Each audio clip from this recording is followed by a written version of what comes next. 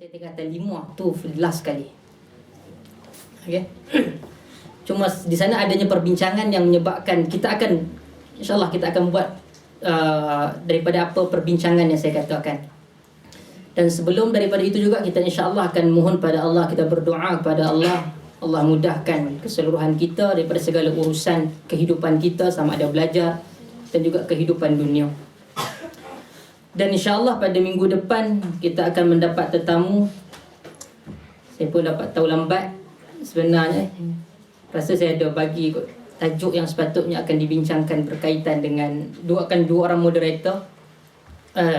Dua orang speaker, saya akan jadi moderator insya-Allah. Tajuk kalau tidak silap saya nasihat kepada umat menjadi muslim di bumi asing. Menjadi muslim di bumi asing.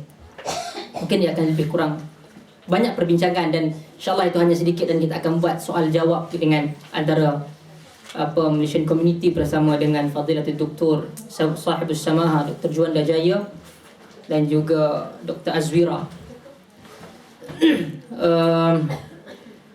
Dan pada kuliah yang lalu kita telah sampai ataupun kita telah terhenti pada ayat yang ke-8.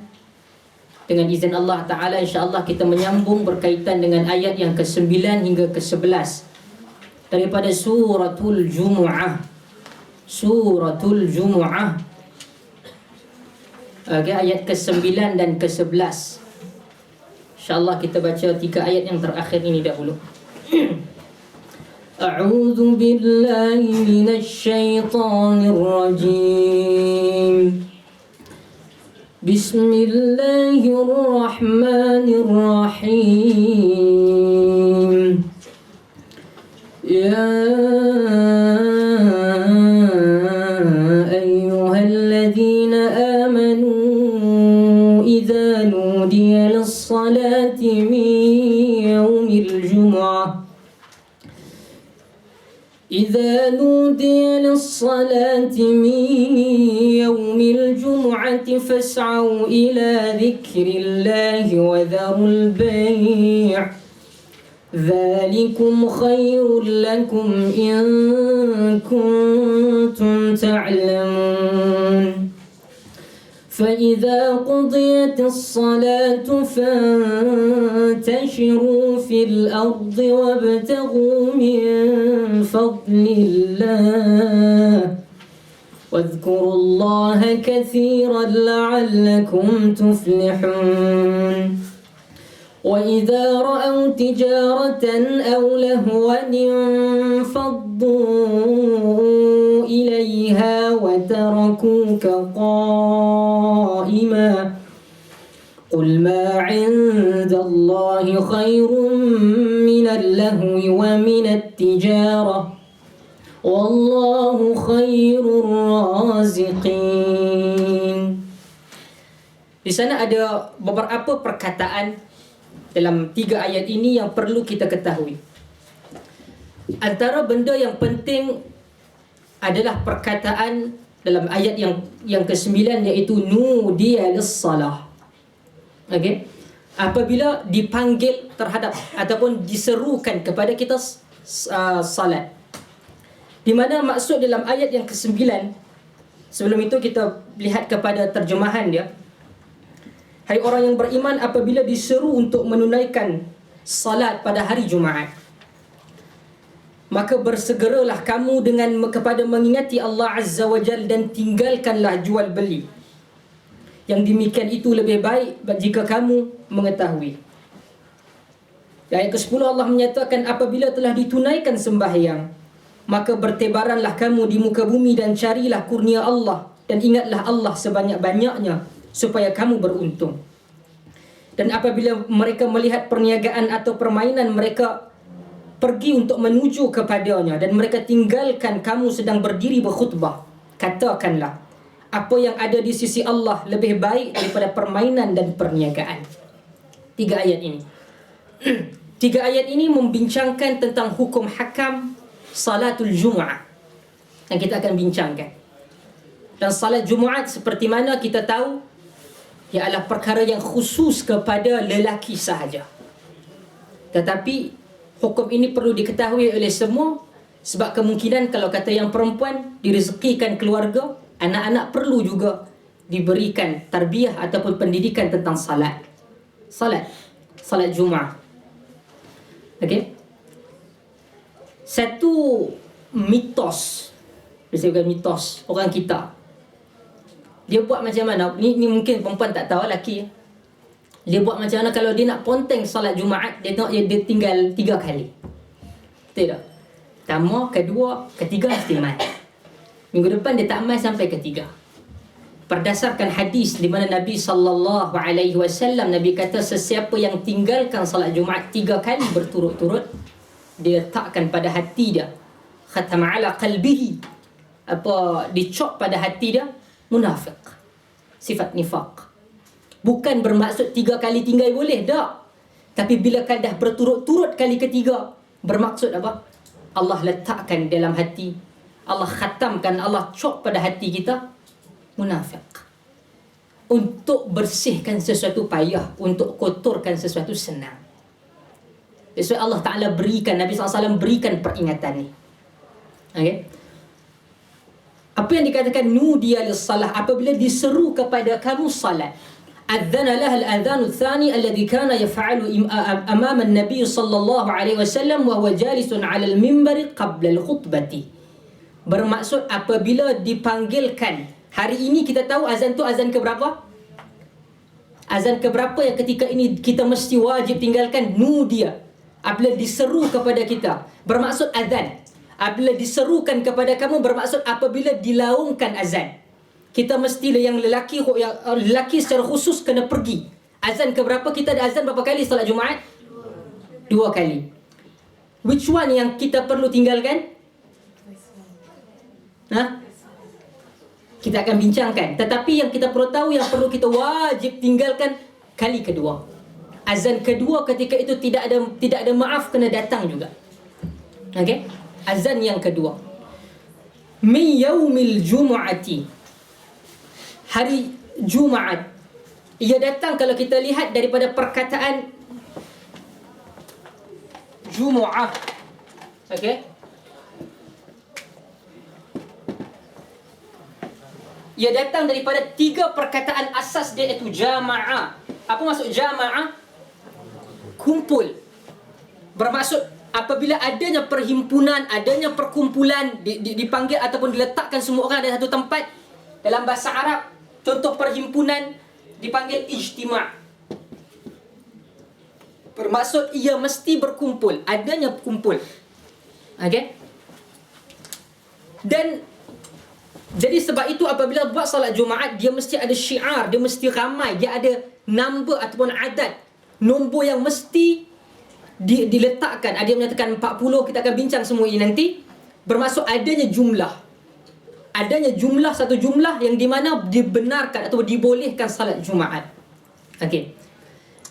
Dan orang yang pertama, man sammahu Juma'ah, siapa orang yang pertama menamakan dia salat Jumaat ataupun yang panggil di kalangan manusia, yang panggil itu namanya Jumaat, iaitu Al-Ka'ab bin Lu'i. Okey, nama dia Ka'ab bin Lu'i, orang yang pertama menamakan, memanggil dia salat Jumaat, iaitu Ka'ab bin Lu'i. Dan Jumaat yang pertama diimami oleh baginda sallallahu alaihi wasallam di mana? Di Quba. Di Quba. Dia ada satu jarak di antara Masjid Quba dengan Masjid Nabi. Nabi buat sebelum Nabi sampai ke hijrah. Nabi dalam perjalanan daripada Mekah pergi ke Madinah. Sebab pensyariatan salat ini, ada beberapa pandangan menyatakan ia ketika di Mekah. Tetapi untuk buat di Mekah tidak boleh.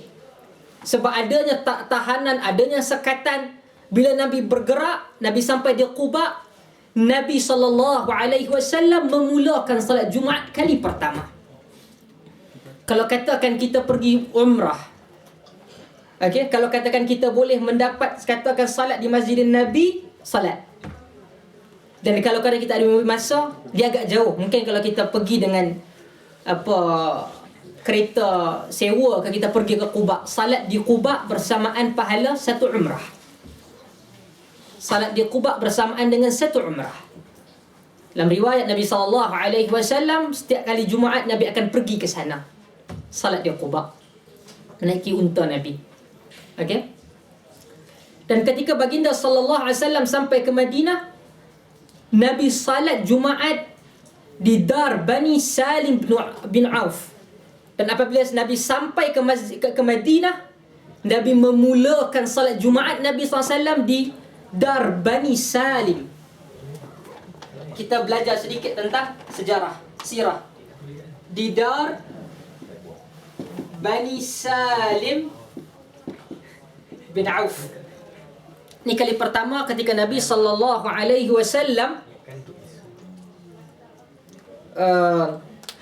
Nabi SAW sampai di Madinah. Dalam riwayat juga dia menyatakan yang kali yang pertama siapa yang mendirikan salat Jumaat sebelum daripada hijrah. Ada orang cuba untuk buat salat Jumaat sebelum daripada hijrah, mungkin dalam keadaan kelompok, secara bersendirian atau secara bersembunyi dan sebagainya. Diriwayatkan orang yang pertama namanya As'ad bin Zurarah. Dia buat sebelum Nabi sampai. Sebelum Nabi sampai hijrah, namanya As'ad bin Zurarah. Yang pertama buat di satu kampung yang jaraknya 1 mil daripada Madinah. Jarak daripada Madinah 1 mil ada satu kampung yang diketuai oleh As'ad bin Zurarah. Dia cuba ataupun dia orang pertama mendirikan sebelum hijrah salat Jumaat.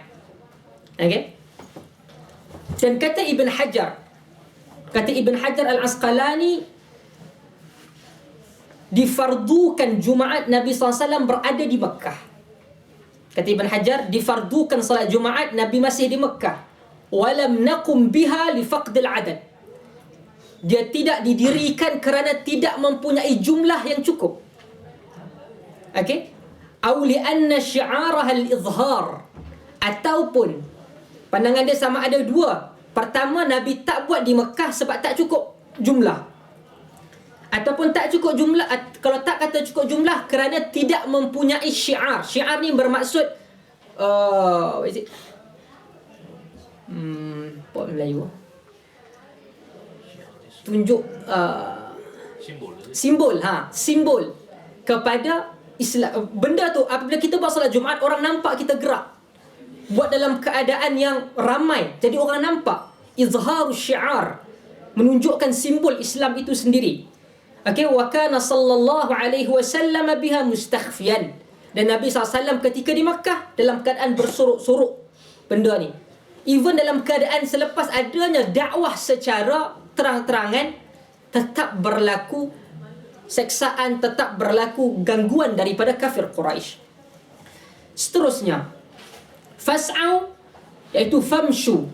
Allah Ta'ala sebutlah ayat tersebut ada fas'au ila zikrillah. Hendaklah engkau bersegera, berjalanlah engkau. Fas'au ni maksudnya bercepatlah, bersegeralah kamu. Zikrillah, kepada zikir, mengingati Allah Azza wa Jal. Ila zikrillah.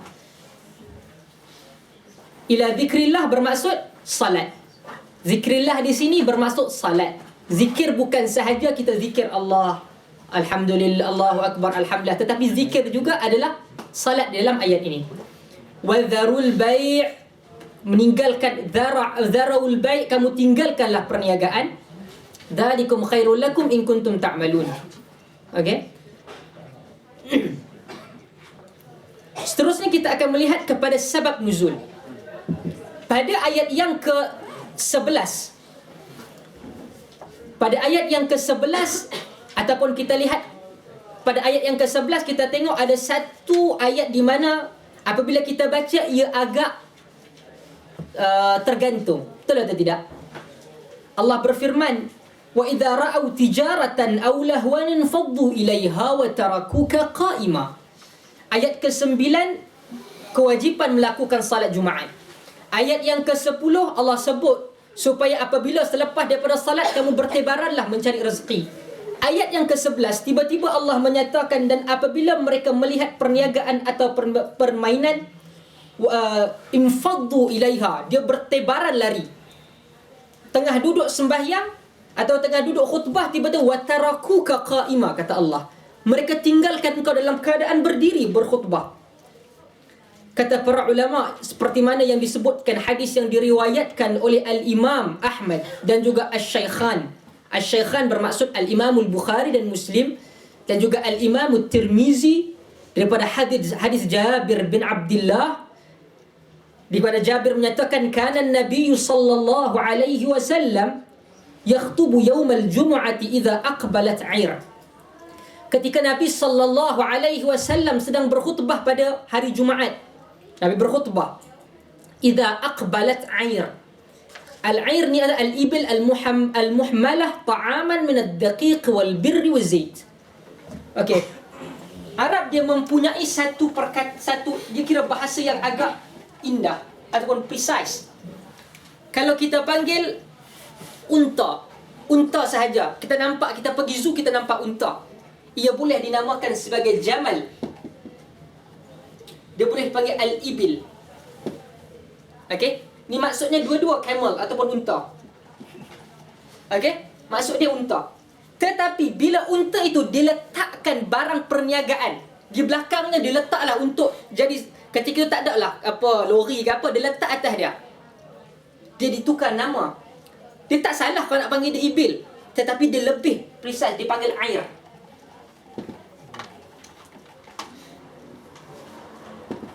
Airun. Okey? Ini tak ada letak barang, tapi bila letak barang dia jadi air. Okey?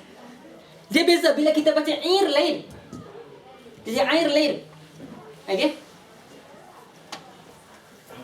Air bermaksud apabila unta yang diletakkan di atasnya barang ataupun unta yang membawa barangan datang.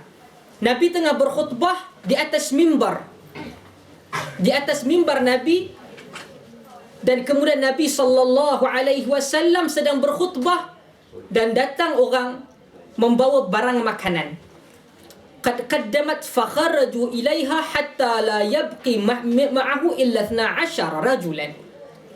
Nabi tengah duduk dekat masjid, Nabi berkhutbah. Khutbah Nabi sallallahu alaihi wasallam adakah dahulu ada mimbar? Sebelum datangnya mimbar, Nabi sallallahu alaihi wasallam berkhutbah, Nabi menyandar pada satu pokok. Pada satu pokok. Sehinggalah ada orang kemudian dibuat kepada Nabi satu mimbar yang ada 3 anak tangga. That's why kalau kebanyakan masjid bila dia buat, dia letak 3, ingin menyerupai bagaimana Nabi SAW punya mimbar. Okey, 3. Dan kemudian kadang-kadang Nabi bawa pada satu, ada dalam riwayat Nabi pegang tongkat. Dalam riwayat lain Nabi tidak memegang tongkat. Dan Nabi memegang tongkat kerana dihadiahkan oleh orang. Dalam riwayat Nabi SAW tidak berterusan memegang tongkat. Okey. Ketika Nabi SAW berada di atas mimbar, selepas dibuat mimbar, kali pertama Nabi menggunakan mimbar. Nabi duduk atas mimbar. Okey, it's not duduklah Nabi berdiri pegang duduk berdiri atas mimbar. Kemudian para sahabat dengar seperti ada budak kecil menangis. Menangis teresak-esak. Macam budak kecil menangis. Para sahabat cari di mana, siapa duk mai budak duk menangis. Nabi sallallahu alaihi wasallam, alhamdulillah, saya baru nak minta. Jazakallah.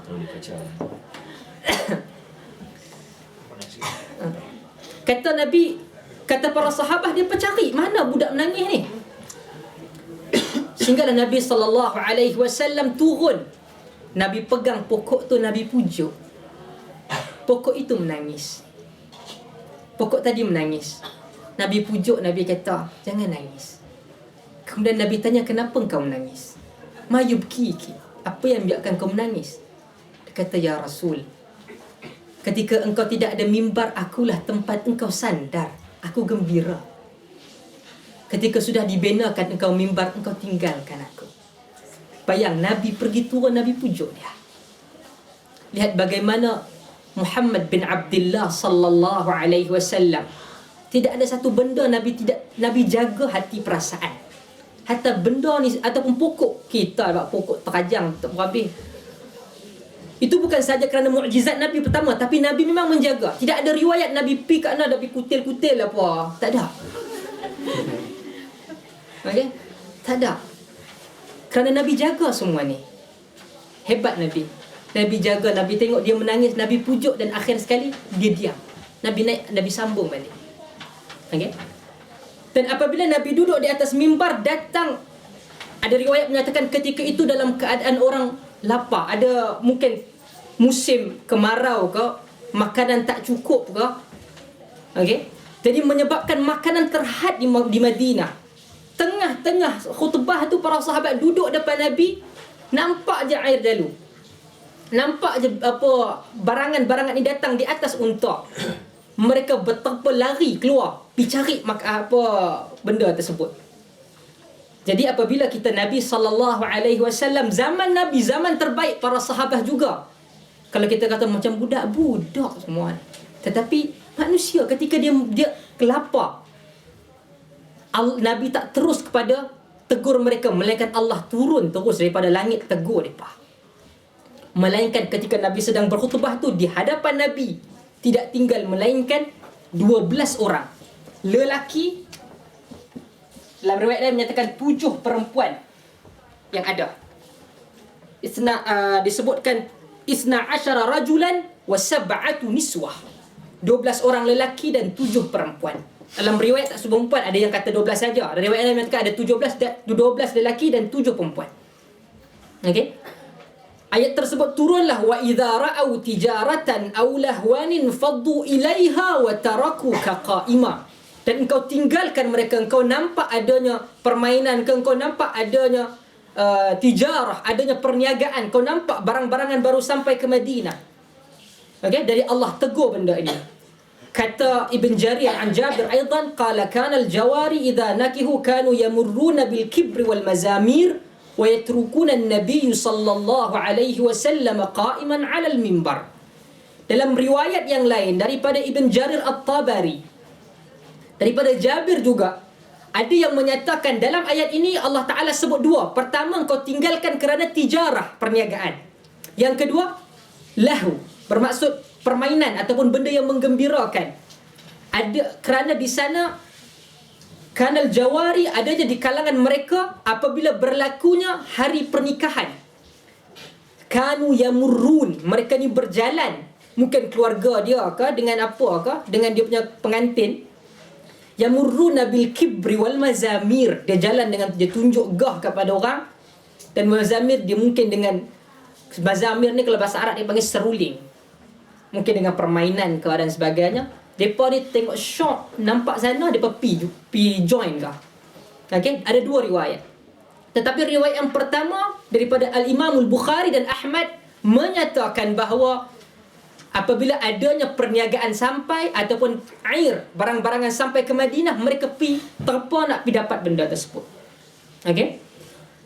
Dan seterusnya, apabila Nabi SAW berada di atas mimbar, yang tidak tinggal melainkan 12 orang, antaranya Abu Bakar dan Umar.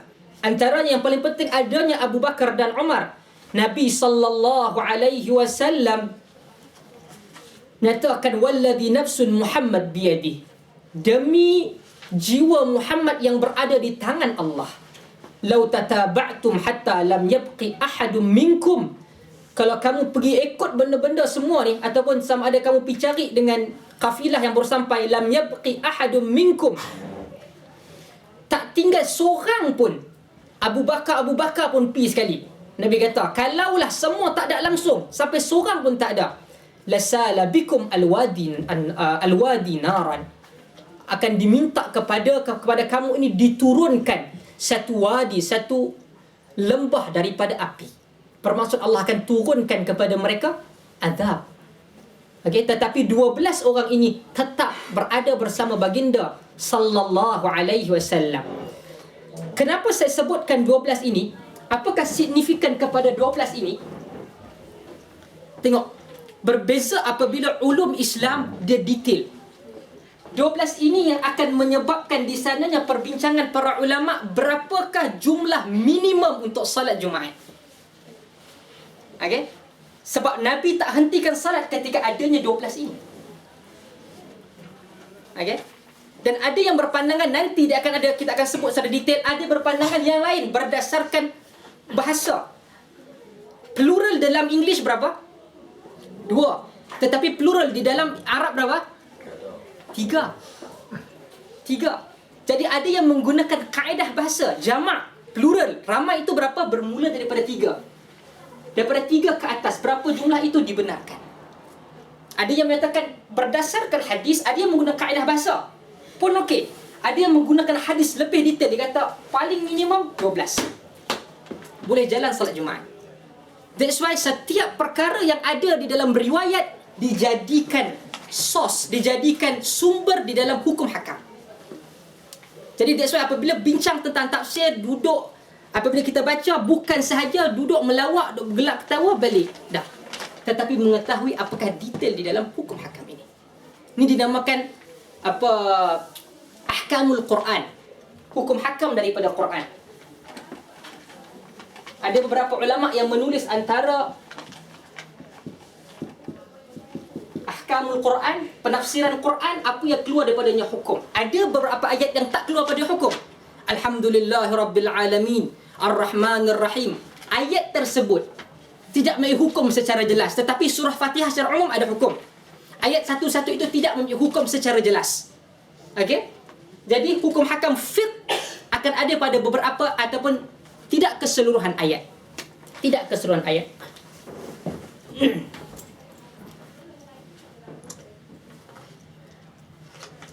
Jadi, apakah penafsiran dia? Kita akan melihat kepada tafsir. Tafsir al-tafsir wal bayan. Allah menyatakan dalam ayat ke-19, Ya ayyuhalladzina amanu idza nudiya lis-salati min yaumil jum'ati fas'au ila dzikrillahi wa dzarul bai', dzalikum khairul lakum in kuntum ta'lamun. Allah menyatakan bahawa wahai orang-orang beriman yang beriman dengan Allah dan dengan Rasulnya, apabila diazankan salat Jumaat, azan yang kedua. Azan yang kedua, apabila kita baca hari ini, azan yang kedua. Kenapa ada dua? Adakah berapakah jumlah azan yang ada ketika zaman baginda sallallahu alaihi wasallam? Berapa azan zaman Nabi? Satu saja. Azan zaman Nabi apabila apabila sampainya waktu zuhur ketika hari Jumaat, Bilal akan azan, orang akan tahu datang, Bilal akan azan, Nabi naik atas mimbar terus khutbah. Itu zaman baginda sallallahu alaihi wasallam. Tetapi apabila sampai kepada zaman Sayyiduna Uthman bin Affan, Islam sudah berkembang, Madinah sudah berkembang. Orang tidak hanya berada di sekeliling yang dekat dengan Masjid Nabi, bahkan mungkin lebih jauh daripada itu. Jadi Uthman berijtihad adanya azan pertama untuk mengingatkan orang, seperti mana berlaku ketika salat subuh. Salat subuh zaman Nabi pun ada. Zaman Nabi salat subuh memang 2 azan. Okey, kalau masa di Masjidil Haram dia akan buat azan 45 minit awal. Kemudian orang nak bangkit apa semua pergi ke masjid. Apabila pergi ke masjid, ada azan yang kedua, salat sunat qabliyah fajar, dan selepas itu baru salat subuh. Okey. Jadi mungkin Sayyidina Uthman bin Affan melihat kepada kaedah ini, dia cuba applykan kepada salat Jumaat berdasarkan maslahah. Berdasarkan maslahah. Okey. Jadi hari ini kita buat 2 kali. Cuma apabila ada orang kata kita ni mazhab Syafi'i, kita tak boleh ubah. Kadang kita dengar. Tuan-tuan dan sahabat-sahabat hadirin sekalian, Al-Imam Syafi'i berpegang bahawa salat Jumaat hanya ada 1 azan sahaja. Itu pandangan mazhab Al-Imam Syafi'i ataupun Al-Imam Syafi'i sendiri. Salah kalau kita ambil 2 tak ada masalah. Masalahnya bila kita cakap besar, oh jangan keluar. Tapi bila buat, kita apply benda lain. Okey? Kenapa ada pandangan di sini? Cuma tanya pada saya tak ada masalah. Cuma kalau katakan orang nak buat 1 azan saja, 1 azan saja, boleh ataupun tidak? Boleh ataupun tidak? Boleh. Kerana apa? Nabi buat begitu. Mungkin kita boleh kata begitu, tapi yang lebih detail kita katakan, ketika zaman Uthman, apakah sebab asal hukum azan berapa? Satu, solat Jumaat. Kemudian diubah kepada zaman Uthman menjadi 2 kali. Di atas sebab apa? Panggil orang. Orang dah mula ramai. Kalau azan di sana, dia tak ada mikrofon. Okey? Bukan maksudnya tamat tu mikrofon hilang ke apa, tak. Tapi mikrofon tak ada, tak wujud pun. Jadi apabila Uthman, zaman tu dia suruh azan dulu. Dalam riwayat ada yang menyatakan azan pertama itu berlaku di kawasan pasar. Okey? Kawasan pasar. Bermaksud ramai orang kat situ, orang sedang bekerja. Okey, time tu memanglah hanya benda yang paling hebat pun berniaga lah. Berniaga. Sebab tak ada pergi masuk office, keluar office ke apa dah time tu. Jadi ketika di pasar lah pusat orang. Semua orang berkumpul, orang jual beli. Jadi ketika itu berlakunya azan di kawasan pasar. Jadi orang dengar. Jadi apabila di sini kita lihat sebab azan kedua adalah untuk panggil orang. Panggil orang. Okey? An-nida. Hari ini kalau katakan kita berada di sebuah negara yang majoriti Islam, kita guna mic yang beribu-ribu, berbelah-belah ribu, orang dengar tak sampai 10 kilometer.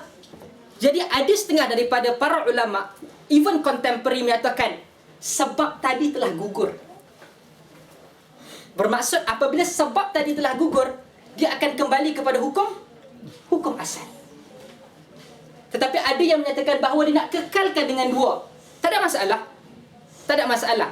Jadi apabila kita lihat, kita tahu apakah sejarah dan apakah kaedah yang digunakan para ulama untuk sama ada memilih azan Jumaat sekali ataupun 2 kali, kita tahu. Jangan bila ada orang buat kita kata depa tak tahu. Silap. Sebab sedangkan yang satu inilah yang dekat dengan sunnah. Yang ini dia melihat kepada maslahah. Okey? Inilah satu-satunya agama yang berbeza pandangan, terima dua-dua. Azan yang Uthman buat tu masuk waktu zuhur atau sebelum waktu zuhur? Sebelum waktu zuhur. Sebelum waktu zuhur, untuk panggil orang. Okey? Untuk panggil orang. Seterusnya,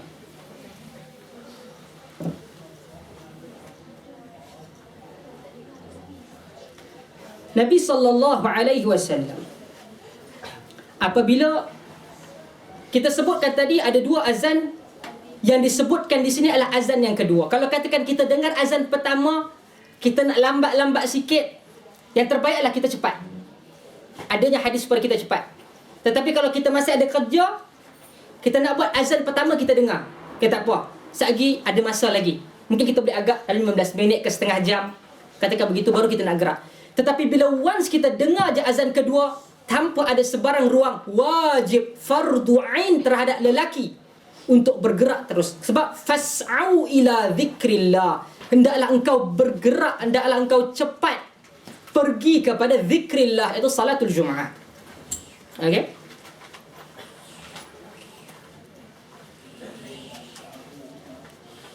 Seterusnya Allah menyatakan fas'au ila zikrillah. Fas'au ila zikrillah, bermaksud bersegeralah kamu. Fas'au, cepatlah kamu. Okey, cepatlah. Bermaksud adakah selepas azan, bukan saja azan, dah azan kedua dah, kita dengar, kena ke berlari pecut 100 meter? Boleh ataupun tidak? Apakah maksud ini supaya cepat? Di sini bukan bermaksud cepat kita bergerak, kita move secara cepat, tak. Tetapi cepat di sini adalah kita mengingatkan diri kita, kawan-kawan dan sebagainya, salat Jumaat kita kena pergi dah. Kita kena pergilah. Berdasarkan ayat Allah, untuk memahami fas'au ini bukan laju, bukan jalan laju, bukan bawa kereta drive apa menggila. Macam Arab selalu bawa kereta kat sini ya. Arab pun macam tu. Okey, berdasarkan ayat dalam suratul Isra ayat ke-19, Allah menyatakan waman aradal akhirata wa sa'alaha sa'yaha wa huwa mu'min. Siapa yang menginginkan, bercita-cita kepada akhirat, wa sa'alaha sa'yaha, hendaklah dia bersungguh-sungguh. Jadi berdasarkan sa'yaha, ya sama dengan fas'au, bersungguh-sungguh, means dah dengar azan pertama, kita dah siap-siap salat dan kita telah itu dan kita telah ini. Dengan azan kita terus bergerak. Kita terus bergerak. Kalau katakan kita dalam office kita kerja, kita dalam kelas ke dan sebagainya. Bukan bermaksud jalan laju, kerana di sini banyak kesalahan kita ketika salat. Kalut kalau kata masjid tu, wuduk, imam dah Allahu Akbar, dah waladdallin, okey, imam baca pula qul huwallahu ahad. Masjid mana? Masjid Shah Alam. Kau dari hujung dia berlari sampai depan. Boleh ataupun tidak? Boleh lah ustaz, kita nak cari ni. Tak, Nabi sallallahu alaihi wasallam larang daripada berlari ataupun nak kejar salat. Dalam hadis yang diriwayatkan oleh Al-Imam Al-Bukhari daripada hadis Abu Hurairah radhiyallahu an, Nabi kata, "Idza sami'tumul iqamah famshu ila as-salati wa 'alaykumus sakinati wal waqari wa la tasra'u fama adraktum fasallu wa ma fatakum fa'timmu." Nabi kata, "Idza sami'tumul iqamah," sekiranya kamu mendengar iqamah. Okey? Iqamah tahu kan? Okey. Famshu ila as-salah, berjalanlah kamu kepada salat. Wa 'alaikumus sakinati wal waqar. Hendaklah kamu berjalan dengan tenang. Sakinah bermaksud jalanlah dengan tenang. Wala tasra'u, jangan kamu terlalu cepat, jangan cepat sangat. Fama adraktum fasallu, janganlah apabila kamu dapat rakaat, salatlah. Tak dapat, fama fatakum, terlepas daripada kamu, sempurnakan. Dan juga hadis yang diriwayatkan juga daripada Al-Imam Al-Bukhari dan Muslim daripada Abu Qatadah, bukan Abu Qatadah Ibn Standard. Okey. Abu Qatadah sahabah. Okey. Abu Qatadah sahabah, bainama nahnu nusalli ma'an Nabi sallallahu alaihi wasallam. Tak, saya teringat sebab dia berjaya untuk menyakitkan hati. Bagus.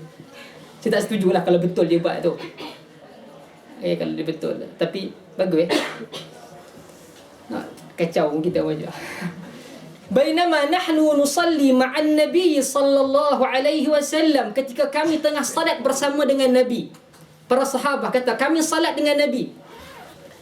Idh sami'a jalbatur rijal, kami dengar jalbah rijal. Jalbah ni aswat, suara. Ada orang kata maksudnya suara mulut ataupun suara kaki. Falamma salla, apabila telah kami selesai salat, qala, Nabi pusing, Nabi tanya, ma sya'nukum, hampa siapa? Siapa duk ingat kan? Mereka menjawab, qalu ista'jalna ila salah, kami nak cepat dapat salat ni Rasulullah, kami nak cepat dapat rakaat tadi. Nabi kata, fala taf'alu, jangan kamu buat begitu. Idza ataitumus salah, sekiranya kamu mendatangi nak menunaikan salat, famshu wa alaikumus sakinah, berjalan dan hendaklah kamu tenang. Fama adraktum fasallu wa ma fatakum fa'timmu. Berkenaan dengan solat Jumaat, kalau kita miss satu rakaat, ada pendapat yang cakap kita kena buat complete rakaat based on Zuhur punya rakaat, bukan Jumaat. Saya akan jawab nanti. Tapi apabila lelaki sampai dapat satu rakaat, adakah kita kena tambah lagi 3 ataupun kita tambah lagi 1? Wallahu a'lam, saya memilih pandangan yang lebih kuat, iaitu dia menyempurnakan 2 rakaat saja. 2 rakaat saja. Okey?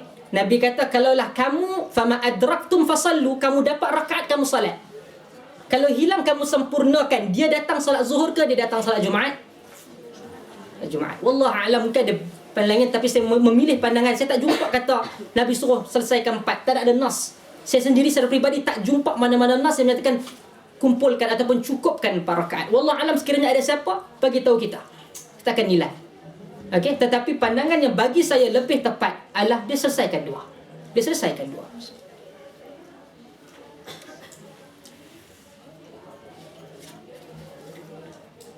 Sebab salat ini adalah benda yang tenang. Bayangkan kalau kita kejar lari sampai dekat rakaat kita macam mana? Alhamdulillah. Bismillah. Alhamdulillah. Sedangkan apakah elemen terpenting dalam salat? Khusyuk. Kita dah lambat tak apa. Kadang-kadang itulah wallah alam manusia bila kadang lambat dia macam ada dua benda. Kalau saya tengok perangai tak baik jugalah. Tak tahu mungkin Malaysia kurang. Tapi di sini kalau solat dia dah tahu kita awal sampai. Awal sejam ke kita duduk tempat yang kita dah rasa okey lah. Selesa. Oh dia sampai dia masuk celah mana. Kita daripada tempat dia tu pergi sana hujung. Okey. Sudah sampaikan salat kita pun tak khusyuk. Dalam hati duk mengata.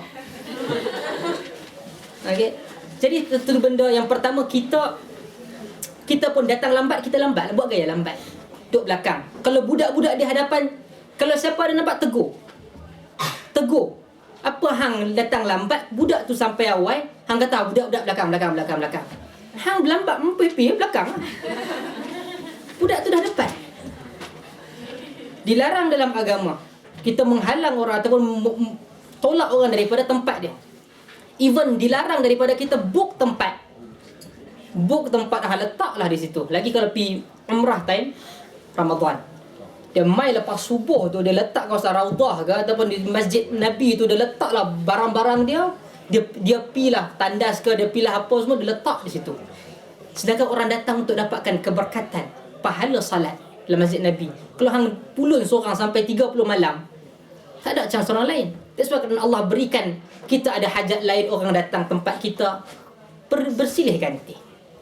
Okay? Dan kemudian adakah ketika Allah Ta'ala menyatakan nudiya lis-salati min yaumil jum'ati fas'au ila dzikrillah wa dharul bai', dan tinggalkanlah perniagaan. Adakah bermaksud tinggal begitu ataupun tidak langsung dibenarkan melakukan ataupun melaksanakan sebarang urusan hari Jumaat? Tak dibenarkan. Sebab Allah kata wabtaghu min, dan Allah Taala sebut selepas daripada itu fa idza qudiyatis salatu fantashiru. Selepas selesai daripada salat, bertebaranlah kamu di atas muka bumi, wabtaghu min fadlillah, carilah kelebihan, carilah kurnia Allah di atas muka bumi, wadhkurullaha katsiran la'allakum tuflihun. Ingatlah Allah, semoga kamu menjadi orang yang berjaya. Okey. Apabila selepas daripada salat dibenarkan bagi kita mencari kelebihan daripada apa yang Allah berikan. Apa yang Allah berikan daripada kebaikan dunia dan akhirat. Dan juga mengingati Allah untuk mendekati Allah Azza wa Jal. Dan ini adalah merupakan satu dalil di mana setiap kali apabila kita melakukan ataupun melaksanakan amal dunia, kerja ke berniaga, hendaklah diselangi ataupun hendaklah disusuli selepas itu mengingati Allah Azza wa Jal. Kita buat satu amalan, kita zikir. Kita ingat pada ya Allah, berkatilah amalan aku. Ya Allah, berkatilah perniagaan aku. Berkatkanlah perniagaan ini. Sebab bila Allah Ta'ala kita buat sesuatu, hilang keberkatan, Allah tarik berkat. Banyak mana sekalipun, mungkin kita dapat sekali dapat berjuta-juta, Allah tarik lebih juta daripada itu. Dia berkenaan dengan larangan untuk berurus niaga di masjid. So kalau kita tengok macam selalu masjid-masjid di Malaysia ataupun di sini pun mungkin ada yang mereka akan jual barang-barang di dalam masjid itu, adakah itu dibenarkan atau bagaimana? Dia, kalau dia buat dia kan lain lah. Sebab dia memang tempat je. Okay. Dalam masjid dilarang. Luar daripada masjid yang dimaklumi silakan. Bahkan tiba-tiba duduk kat masjid, habis kuliah macam ni, ustaz kata, tuan-tuan, saya bawa barang hari ni. Dilarang. Jangan kita beli barangan dia. Larangan Nabi SAW. Menjadikan tempat masjid, tempat jual. Maksudnya kawasan masjid tu okey lah. Kawasan luar pada masjid, bukan. Dibenarkan. Maknanya masjid tu Masjid definition tu tempat dia Alah, tempat salat. Tempat di mana orang salat. Okey? Tempat di mana orang salat. Dimaklumi tempat itu salat. Okey? Selain daripada itu, apa punya pasal lah nak hiruk pikuk kan di luar masjid, jangan dalam masjid.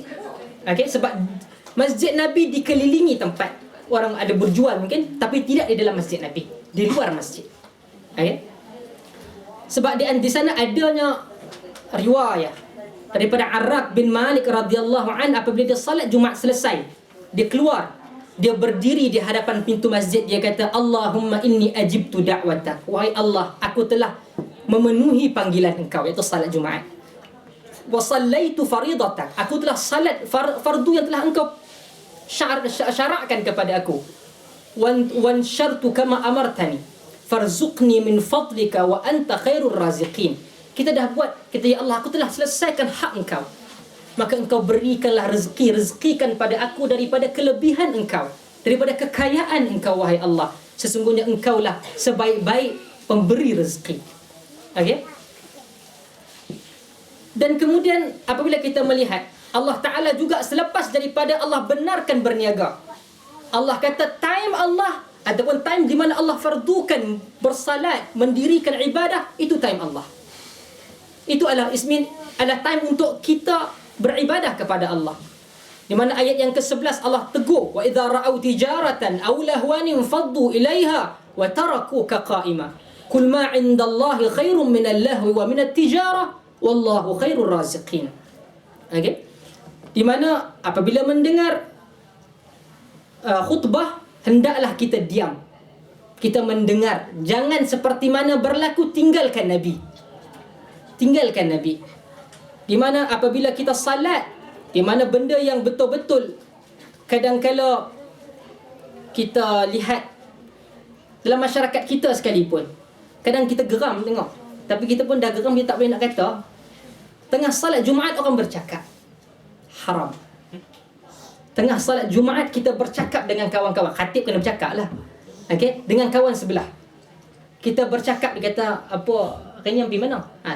Ketika khatib naik mimbar, idza sa'idal khatibu 'alal mimbar, apabila naiknya khatib di atas mimbar, tidak boleh bercakap-cakap. Walaupun kita tegur kawan kita tidur, kita tegur kawan kita tidur, haram.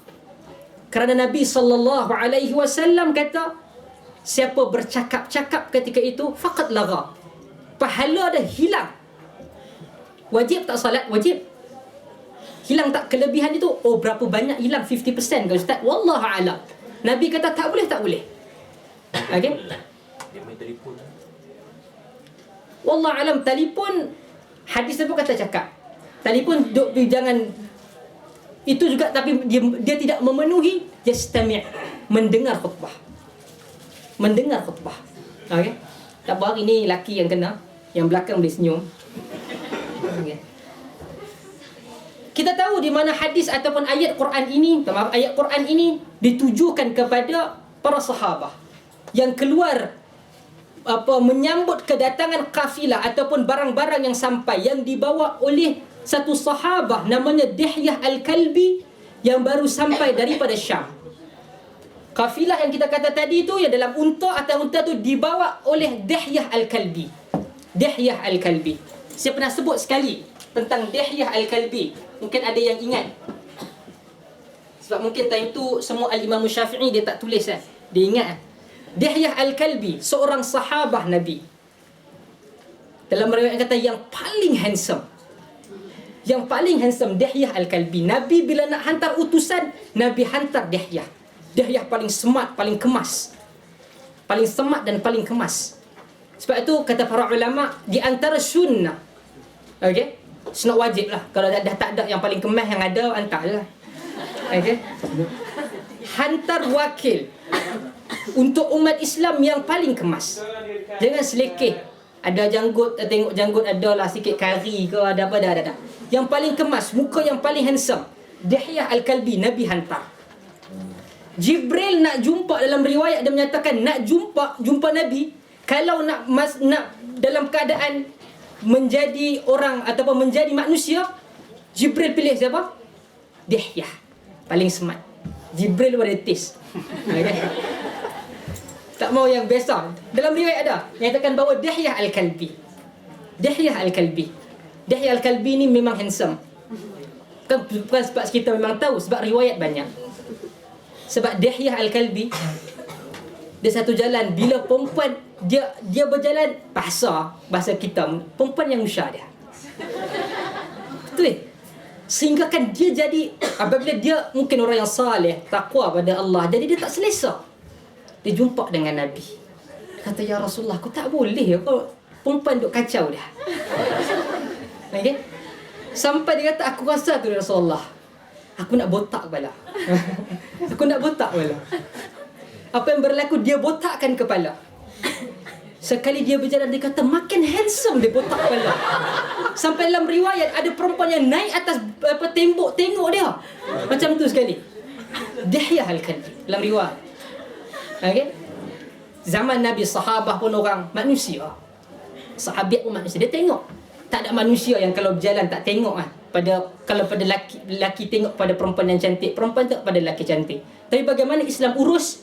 Islam halalkan dengan ada cara. Okey, Islam tidak pernah menghalang fitrah itu berlaku. Sebab tu saya tertarik. Ini wallah alam siapa ya dok nak bercinta sebelum kahwin. Ada artikel Ustaz Dr. Umar Asri, cinta sebelum kahwin.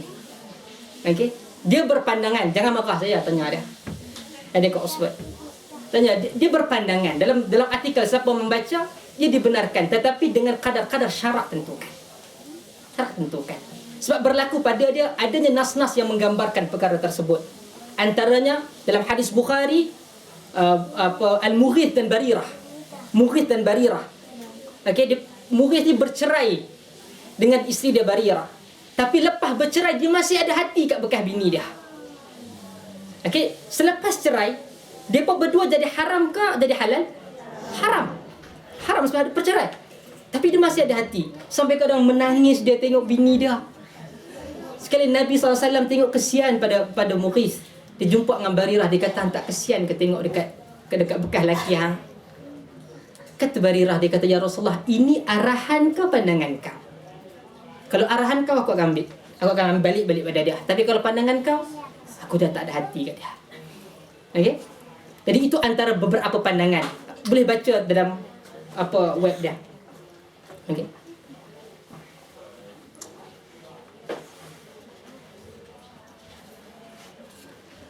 Seterusnya, kita akan melihat kepada hukum hakam di dalam ayat ini. Banyak hukum hakam dia.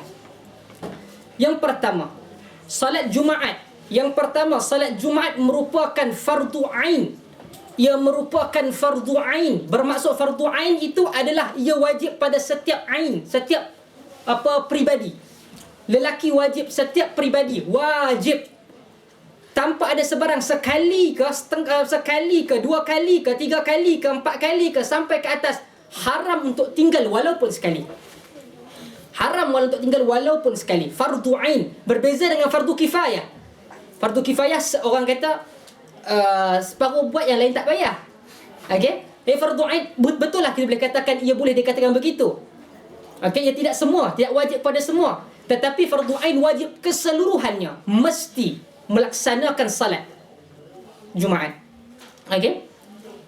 Yang mukallaf wajib kerana Allah menyatakan ya ayyuhalladzina amanu, wahai orang beriman, khas bil mukallifina bil ijma'.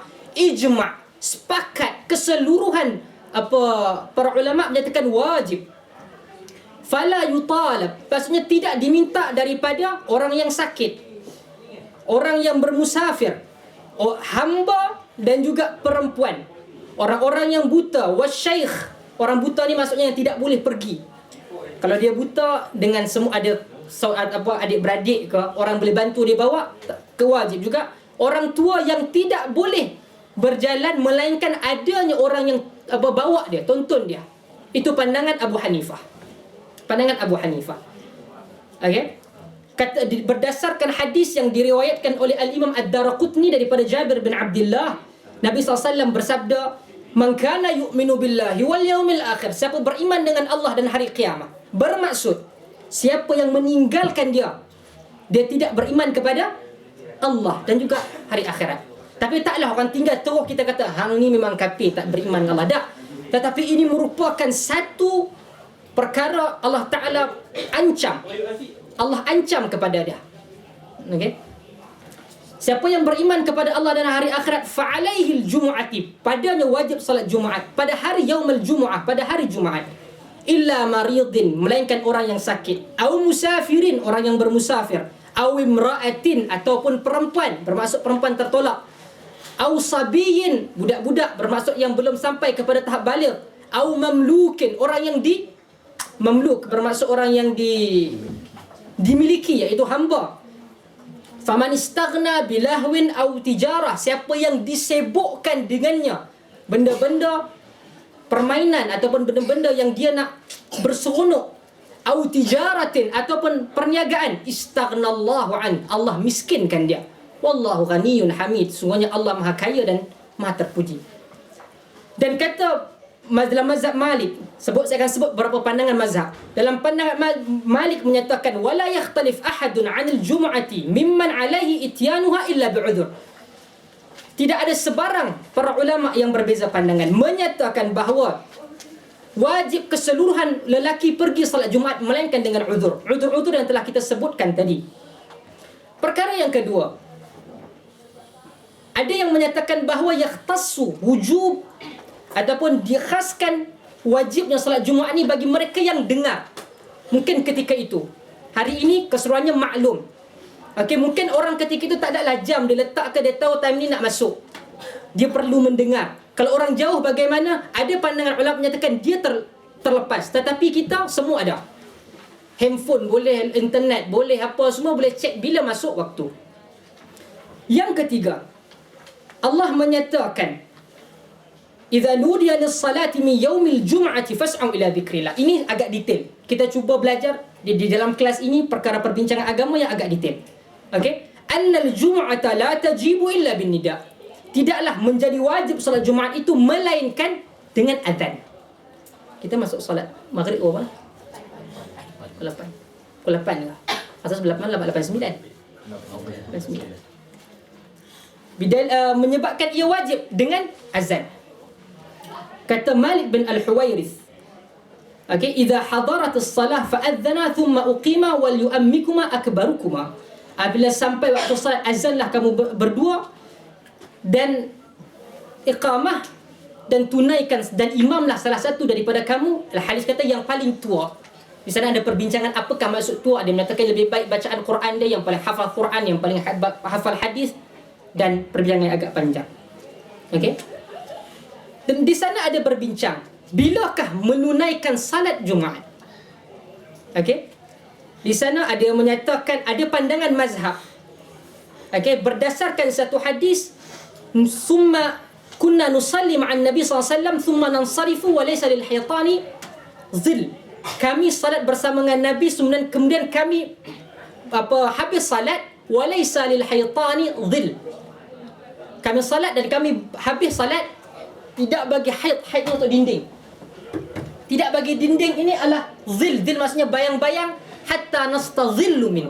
Kalau hadis, sehinggalah kami boleh duduk berlindung dengan bayang-bayang tadi. Sebab zaman itu kemungkinan tidak ada saqaf, tidak mempunyai bumbung. Okey? Jadi para sahabat menggambarkan begitu bila tarikh, bila waktu dia. Dalam mazhab Al-Imam Ahmad menyatakan bermaksud sebelum gelincir matahari. Berdasarkan hadis tadi, bermaksud dia habis dia baru lepas daripada, sebab kalau matahari tegak takkan ada bayang-bayang. Betul tidak? Bermaksud kalau dia sudah gelincir baru akan ada bayang-bayang. Jadi mazhab Ahmad menyatakan bahawa bermulanya salat Jumaat sebelum gelincir matahari. Kalau di Malaysia kata 12 tengah hari, tengah-tengah. Okey, jadi apabila sebelum itu bermula dan habis selepas gelincir. Okey. Cuma dalam jumhur menyatakan tidak, dia selepas waktu salat zuhur, sebab ia menggantikan salat zuhur. Sebab kalau dia kata memanglah untuk orang, kalau katakan dia gelincir, pandangan dia katakan dia gelincir, kita bolehkah dengan katakan pukul 12 1 minit kita duduk, cukup ke badan kita untuk berlindung pada bayang-bayang? Ada di situ perbincangan. That's why kalau kita lihat East London ke mana masjid sebagainya, dia berbeza berdasarkan hadis-hadis macam ni. Okey? Kerana adanya hadis, faham dia berbeza. Faham dia berbeza. That's why bila kita nampak, kita boleh deal perbezaan ini berdasarkan nas. Ini yang kita kata dibenarkan. Okey, bukan kenapa hang beza, tak tahu, aku dah belajar macam ni, hang jangan petikai. Okey? Kita boleh berpandangan, terpulang, tapi mesti dengan nas. Kita boleh review, jangan takut. Kalau ada nas kita ikut, tak ada nas kita cuba untuk lihat mana yang boleh memuaskan hati kita. Sebab bukan nak puas hati kat dunia, depan Allah. Depan Allah. Okey? Kemudian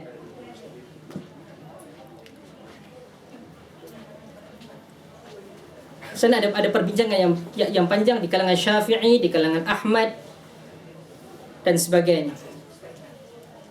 Yang keempat,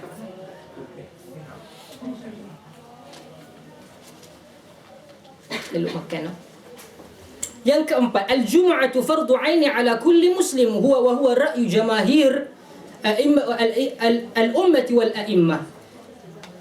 Okey, ia wajib secara ain ataupun fardu 'ain. Kerana apa? Dan diharamkan untuk kita tinggal. Macam salat biasa. Salat secara umum, apa-apa salat fardu, sama ada salat fardu biasa dan masuk dengan salat Jumaat. Nabi kata, Nabi menyatakan, man taraka al-jumu'ati thalatha marrat tahawunan biha taba'allahu ala qalbi. Siapa yang meninggalkan salat Jumaat 3 kali tahawunan, 3 kali berturut-turut tahawunan biha, kerana cuai, taba'allahu ala qalbi, Allah cop pada hati dia, Allah letakkan pada hati dia munafik, dalam riwayat yang lain. Okey, dan seterusnya. Yang kelima, wajib untuk kita bersegera ataupun wajib untuk kita bersungguh-sungguh untuk menunaikan salat Jumaat. Ia merupakan kewajipan yang mutlak. Tidak ada kata, oh mesti, contoh kalau kita nak salat, apakah syarat untuk salat? Mesti ada wuduk dan sebagainya. Untuk pergi sana, even you tak ada wuduk, you kena pergi dengar khutbah.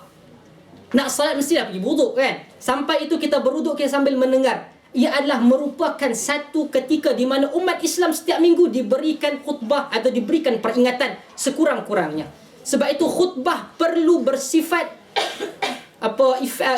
dia boleh pergi kepada orang dan melihat kepada jiwa manusia. Bukan kita beri pada tok imam kampung, dia baca apa. Kadang-kadang tengok dia tulis dalam Jawi. Dia nak baca pasal penyakit AIDS, dia baca apa? Aedes. Betul tak? AIDS, alif, ya, dal, sin. Jadi AIDS boleh jadi, Aedes pun boleh jadi. Hendaklah kita jangan mendekati penyakit Aedes. Allah, saya pernah tergelak. Apa kat time tu dia khutbah, makanlah buah-buahan tempatan. Allah, hang cerita lain semua dah selesai. Buah-buahan tempatan suruh makan. Berilah barang-barangan Malaysia. Selesai, Malaysia memang cukup aman sehingga kan hamba bercakap benda tu. Bercakap tentang, patut imam kena bercakap benda yang boleh kena pada orang. Ia bersifat lokal. Okey, kalau satu kampung, apa masalah kampung? Apa masalah kampung? Apa masalah pada? Kalau masjid negeri ke, bercakap tentang masalah isu. Katakan di pusat dia ataupun di negeri secara umum. Di daerah, apa masalah dia? Imam baca, aku pun tak tahulah apa benda ni. Rempit ke apa, aku tak pernah tahu. Jadi dia bercakap bukan yang dia tahu. That's why kenapa orang semua hebat, kerana semua tunduk dan juga patuh ketika salat Jumaat. Okey? Ya betul tak imam, ya betul tak imam. Semua tidur. Semua tidur. Okey? Dan di sana ada, dan selepas itu ada, apakah di sana adanya perbincangan para ulama, adakah wajib ataupun tidak kita mandi sebelum salat Jumaat? Okey, berdasarkan hadis, idza jaa ahadukum al-jumu'ah falyaghtasil. Apabila di antara kamu mendatangi salat Jumaat, hendaklah dia mandi. Sudah nak main Jumaat, berarti nak mandi mana? Okey. Hadis ini adalah latar belakang dia. Di mana di zaman Nabi ada para sahabat yang datang, mula dah ramai, mereka dekat-dekat salat. Nak dengar khutbah ni, sebelum salat mereka dengar khutbah Nabi, mereka dekat. Sehinggalah Nabi SAW berbau badan. Ada beberapa sahabat yang sebelum tadi kerja, waktu panas, sebab nak pergi kepada time tengah hari, jadi mungkin dia berpeluh, dia terus datang. Nabi bau. Nabi bau. Nabi kata, lepas ni nak mai salat, wajib mandi. Wajib mandi. Jadi apabila kita datang dalam keadaan yang wangi, selesai. Kalau busuk pun memang kita suka bau badan kita macam tu, Allah, kawan kena tegur. Tetapi bagi Muslim, Nabi SAW kata, haqqul lillahi ala kulli muslim, hak seorang Muslim kepada Allah, an yaghtasila, dia mandi, fi kulli sab'ati ayyam, pada setiap 7 hari. Yaghsilu ra'sahu wa jasadah, dia mandi pada setiap sekali dalam seminggu, dia wajib mandi sekali. Okey, basuh kepala dan basuh badan. Ada yang tak suka basuh kepala, jaga rambut. Okey. Hadis ni macam mana nak faham? Oh, macam tu takkanlah Islam ajar mandi seminggu sekali. Tak. Kalau ada yang memang susah nak mandi, Paling kurang wajib seminggu sekali. Kita mandi 10 kali sehari tak ada masalah, selesailah. Tapi seminggu kalau kita memang tempat sejuk ke tempat apa, berusaha sekali seminggu. Hadis diriwayatkan oleh Al-Imam Muslim daripada Abu Hurairah, Nabi kata wajib untuk mandi walaupun sekali basuh kepala dan badan. Itu paling kurang, paling balok betul ya, tak tahu kata apa. Pasal kalau ada pengulir tak tahu kata apa, dia memang wajib mandi walaupun sekali. Tak ada satu agama yang wajibkan benda ini. Muslim mesti bersih. Muslim wajib bersih. Okey? Dan bahkan Nabi SAW kata, siapa yang berwuduk, man tawadda'a yaumal jumu'ati fa ahsana al-wuduk. Siapa berwuduk dan memperbaiki wuduk dia dan pergi kepada salat jamaah, fastami', dia mendengar, wa ansit, dan dia diam.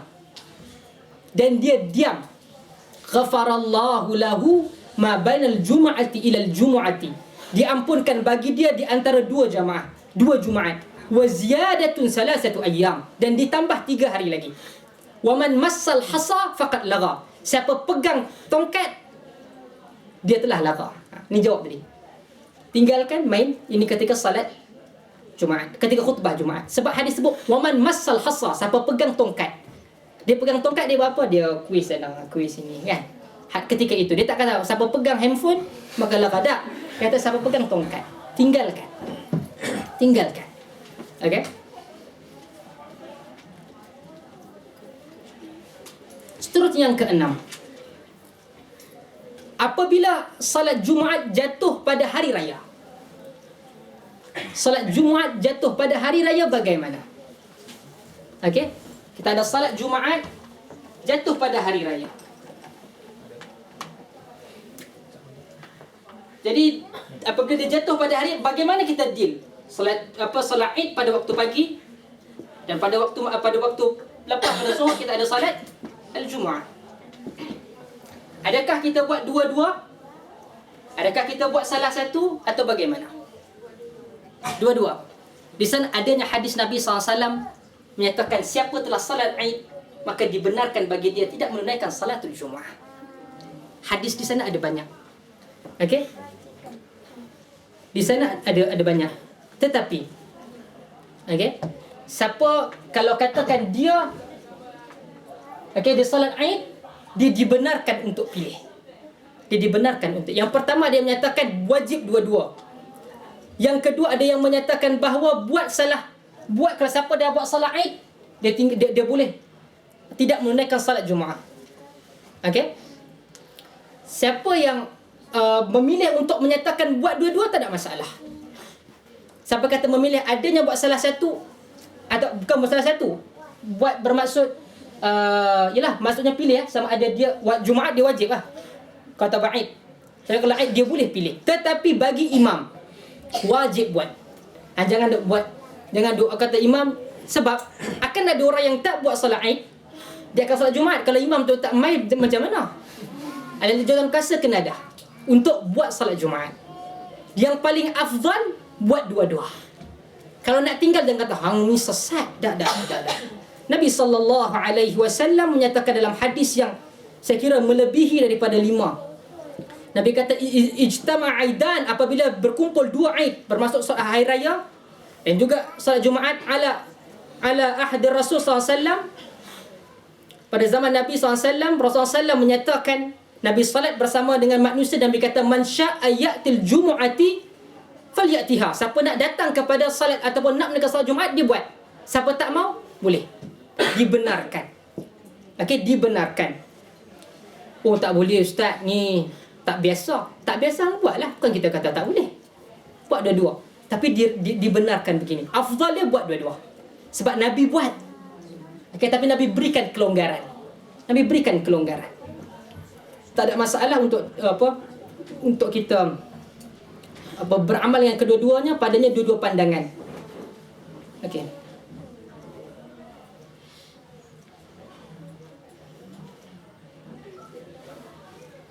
Sehingga kan ada yang menyatakan kalau katakan begitu bukan bermaksud tak buat zuhur, dia digantikan saat zuhur 4 rakaat.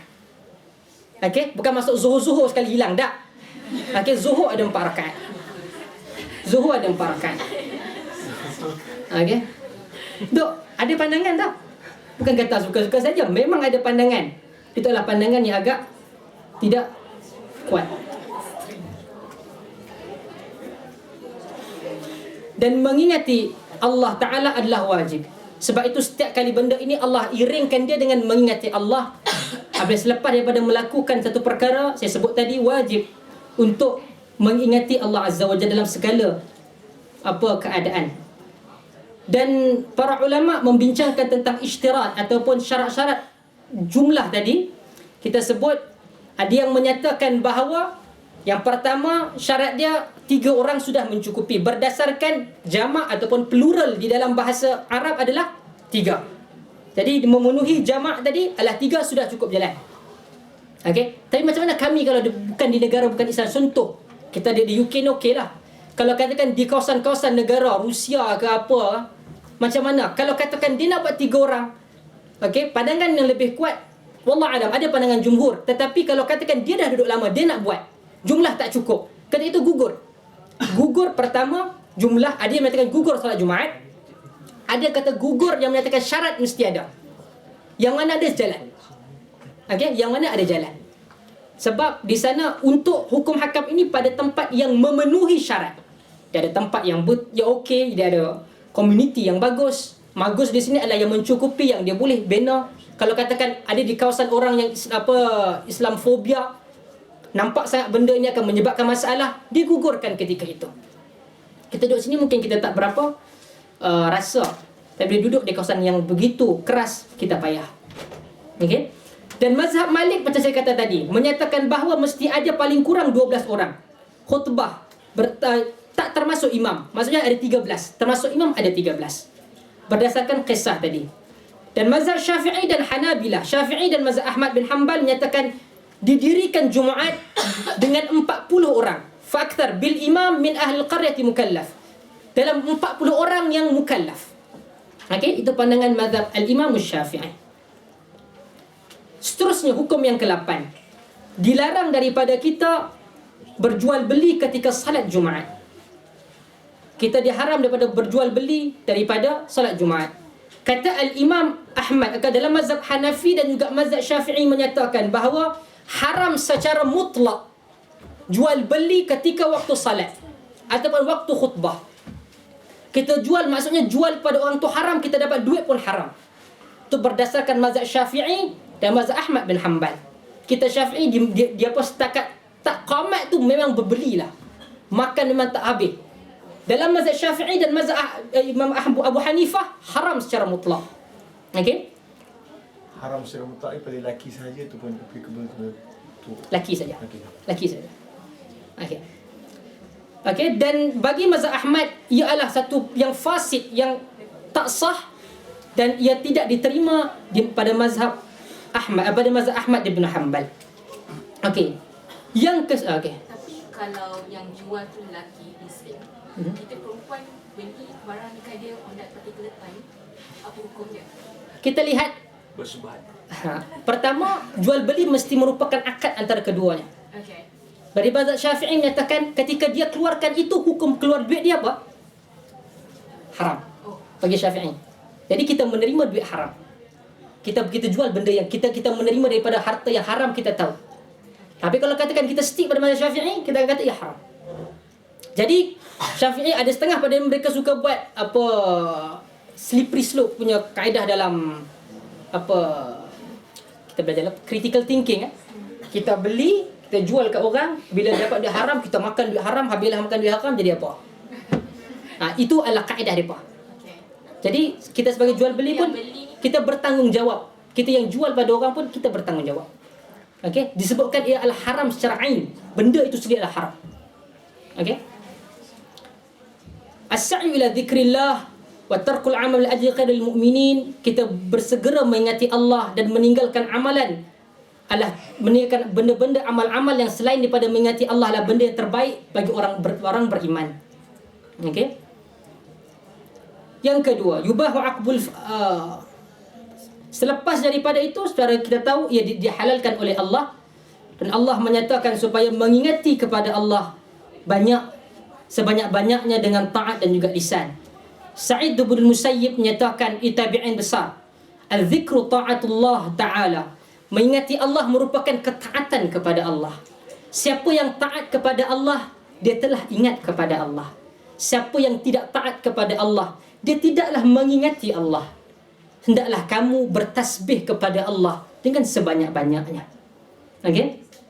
Infaddan nas athna khutbati Rasul li tijarati as-salah. Okey. Yang ke-13, wa tarakuka qa'imah. Bermaksud apabila kita hukum asal kepada khatib adalah berdiri. Melainkan khatib yang di situ tidak mampu berdiri, hukum asal dia. Kita kata kita boleh berdiri, kita nak saja duduk. Pandangan ulama menyatakan bahawa di kalangan ahli ilm, sunnah adalah berdiri. Kerana Nabi SAW, Nabi berdiri. Dan ada yang duduk para sahabah. Mungkin kerana masalah kesihatan. Orang yang pertama berkhutbah dalam keadaan duduk siapa? Para ulama menyatakan, meriwayatkan antaranya adalah Muawiyah radhiyallahu an. Kerana dia tidak mampu untuk berdiri ketika itu. Muawiyah adalah gubernur Damsyik ketika itu, dan juga kemudian dia menjadi khalifah. Dia duduk ketika khutbah. Okey. Antara perkara-perkara yang penting dibincangkan oleh Al-Imam Al-Qurtubi dalam kitabnya Jami'ul Ahkam, Al-Jami' fi Ahkamil Quran. Dia menyatakan zaman tersebut, dia bincang zaman dia, kita sah salat tanpa izin pemerintah. Kerana pada ketika itu Abdullah bin Mas'ud berada di Kufah.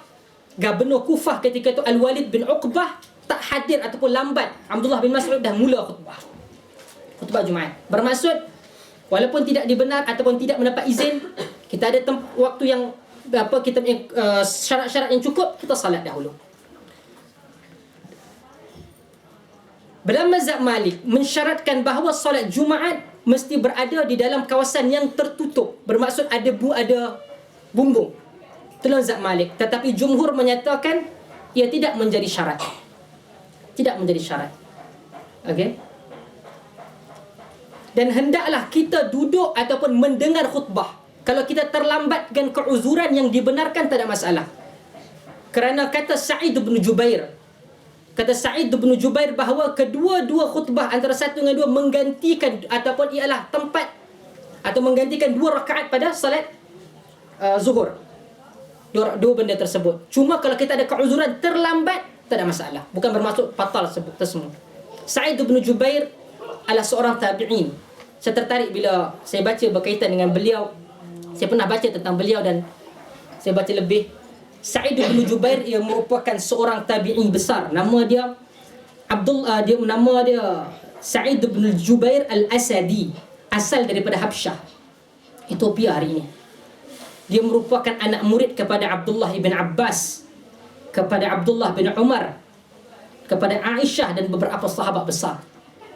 Cerita sebab dia antara orang yang ada di kalangan penulis nyatakan dia adalah penghidup kepada thawrah, kepada revolusi menentang ataupun mengkritik pemerintah Bani Umayyah. Dia bertembung dengan Al-Hajjaj bin Yusuf Al-Thaqafi. Okay. Kata ni nama dia Sa'id bin Jubair. Dia lawan dengan Hajjaj bin Yusuf Al-Thaqafi. Hajjaj bin Yusuf ni zalim orang dia. Dia adalah antara seorang gubernur kepada kerajaan Bani Umayyah. Dia bunuh siapa yang menentang pemerintahan Bani Umayyah. Walaupun khalifah tak setuju pun tindakan dia, tapi dia bunuh orang yang lawan. Okey? Tapi Hajjaj yang zalim kejam ni, dia antara orang yang memulakan baris dalam Quran. Dia hafiz Quran dia. Tapi dia zalim, kejam. Okey? Ketika dia jumpa dengan Sa'id ni, dia tangkap Sa'id. Dia nak masuk Mekah, dia bawa menjanik, plastik besar tu. Dia tarik daripada luar Mekah, dia baling ke Mekah sebab Sa'id bin Jubair berada di Mekah. Okey? Dia belajar dengan siapa? Abdullah bin Abbas. Kita sebut dulu Abdullah bin Abbas berpusat di Mekah. Ketika dia berada di luar pada Mekah, dia tarik menjanik tu dia pergi batu tu, dia pergi masuk ke kawasan Masjidil Haram, rebeh ataupun runtuh sebelah Kaabah. Separuh daripada Kaabah runtuh, kejar Hajjaj bin Yusuf Al-Thaqafi. Sebab apa dia nak tangkap Sa'id bin Jubair. Ketika dia tangkap Sa'id bin Jubair, di sana ada satu dialog yang cukup indah, menggambarkan hebat besarnya para ulama. Para ulama dia tak cakap maki hamun orang. Ketika di hadapan pemerintah yang zalim sekalipun, dia cakap benda yang tepat dan jelas. Masa dia tangkap Sa'id bin Jubair, Sa'id bin Jubair lah yang saya pernah sebutkan, orang yang mempunyai doa dia yang paling mustajab, antara yang paling mustajab selepas daripada tabi'in, anak murid kepada sahabat. Okey, saya sebut dia mempunyai satu doa dia mustajab.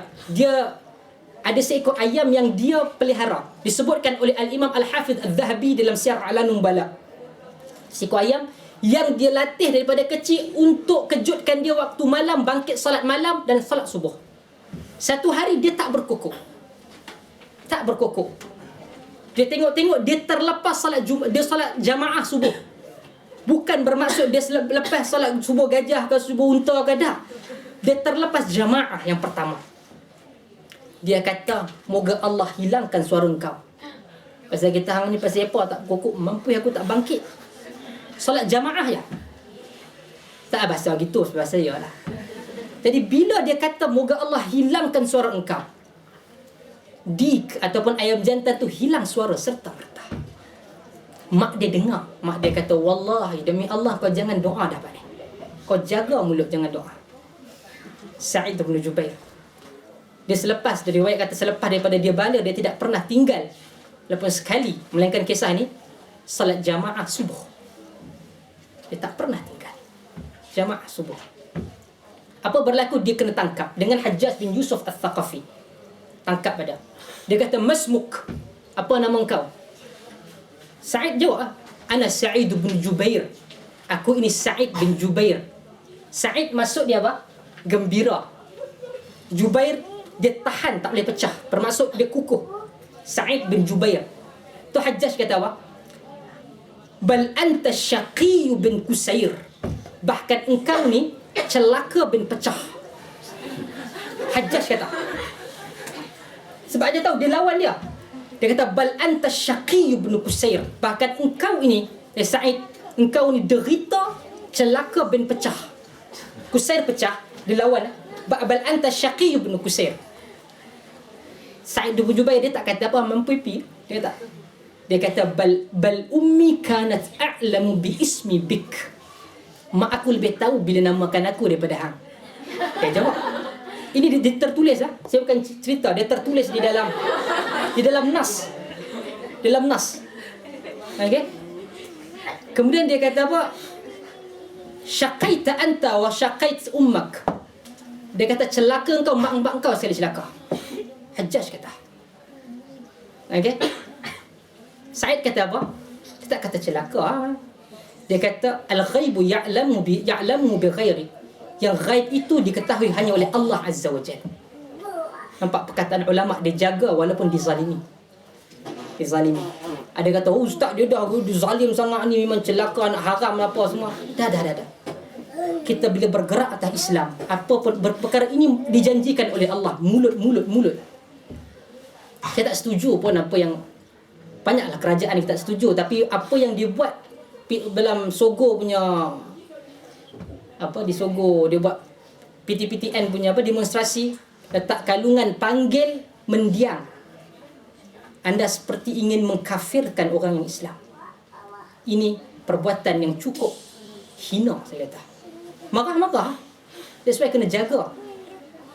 Ini perangai ni Hajjaj kata. Hajjaj kata apa? La ubaddilannaka bid-dunya naran talazza. Aku akan ubah dunia kau ni menjadi api neraka. Okey, Sa'id kata apa?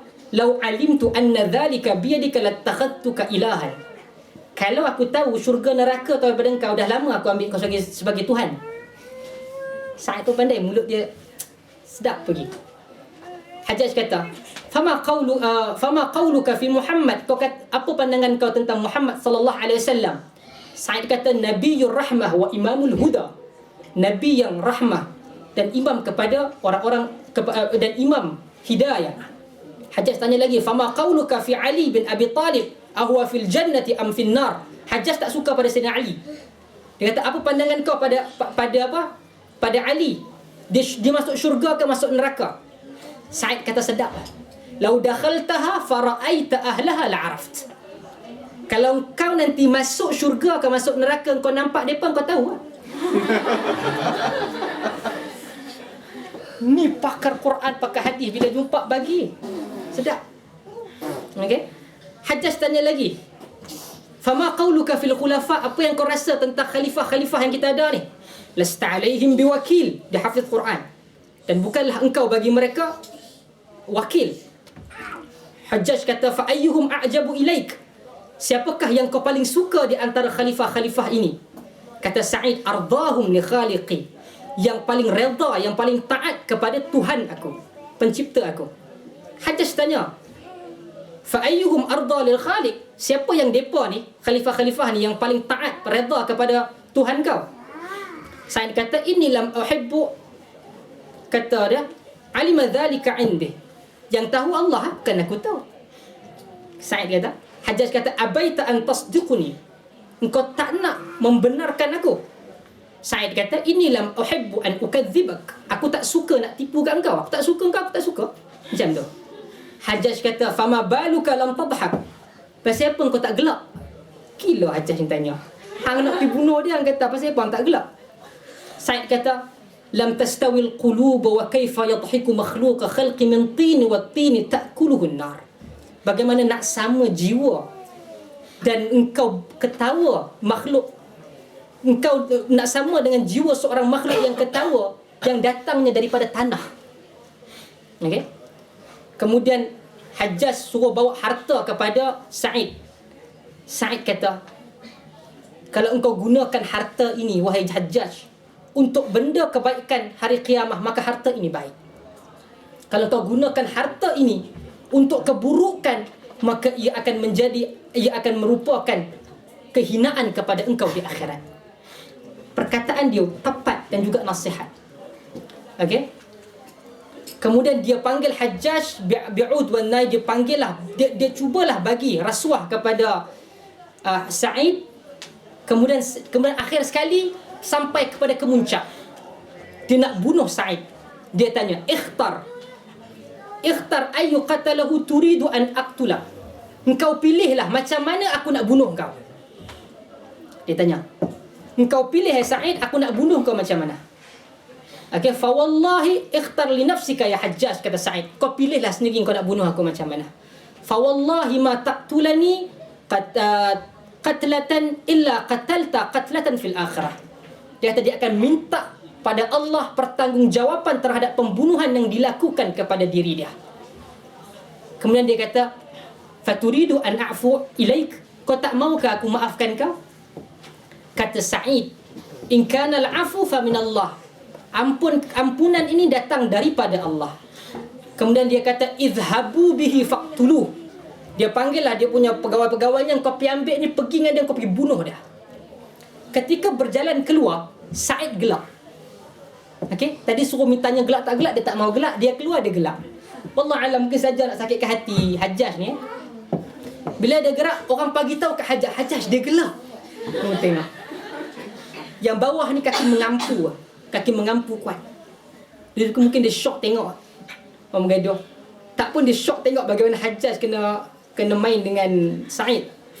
Jadi dia kata, Sa'id gelak masa keluar ni. Dia panggil balik. Dia pasal apa hang gelak? Dan kemudian dia jawab, aku gelak. Kata, macam mana hang boleh berani nak lawan Allah? Hang berani nak lawan Allah. Dia gelak. Kemudian diarahkan, dia cakap macam tu, uqtulu, kau bunuh dia, kamu semua bunuh dia. Kemudian apa yang berlaku ketika dia nak bunuh, dia kata, dia baca, wajjahtu wajhiya lilladhi fataras samawati wal ard.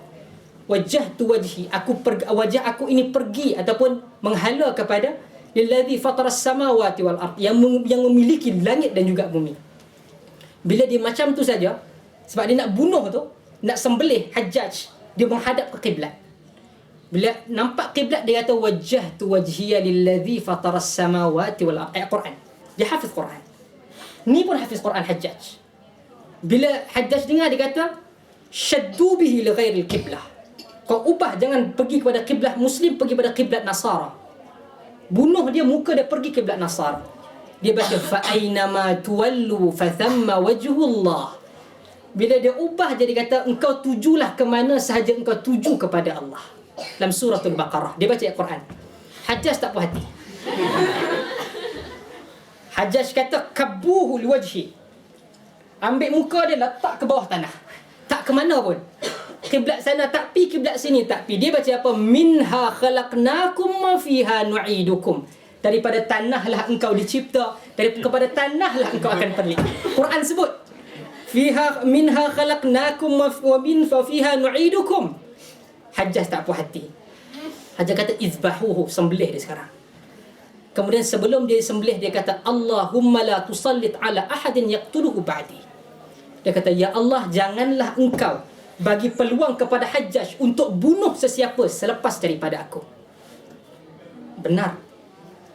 Kata para ulama, kata ahli sirah, Hajjaj lepas itu sakit dan dia tidak dapat membunuh sesiapa pun selepas daripada Sa'id.